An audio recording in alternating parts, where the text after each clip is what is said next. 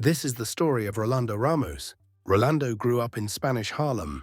He was born in Ponce, Puerto Rico.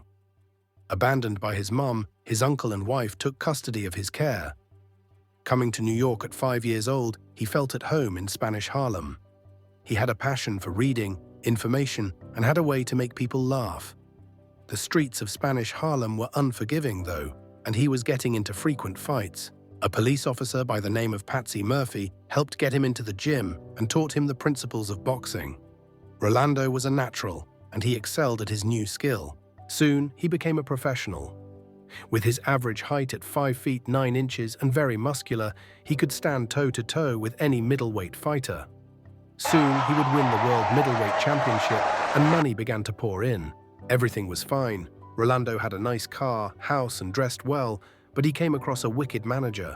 This manager wanted Rolando to lose a fight and the crown against an upcoming tough Mexican contender.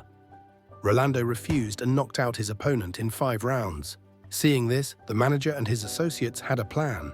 They hired a sexy brunette woman by the name of Lucy Hazard, who could charm any man to make Rolando forget about training. It worked. In his next title defense, Rolando slacked off in his training. He spent the night partying with Lucy and gambling in the casinos.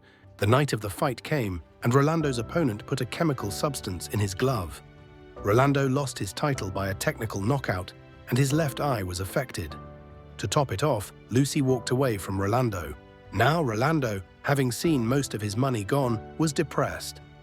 All he knew was boxing, but his life would change for the better. He met a beautiful African-American woman by the name of Keisha Richards.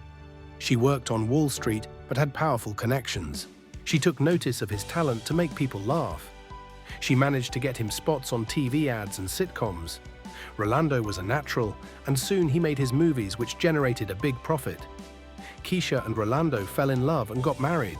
Rolando, with his newfound fortune, decided to give back to his community. He fed the homeless and developed a non-profit organization to provide medical treatment for all, but fate would have a hand in his life. One of the patients in the hospital was his long-lost mother. She had given her life to the Lord and was praying to come across her son. She was suffering from diabetes and high blood pressure. She recognized her son and told him who she was. Rolando was touched and hugged his mother. Soon their relationship would blossom, and he took her home to be with his family.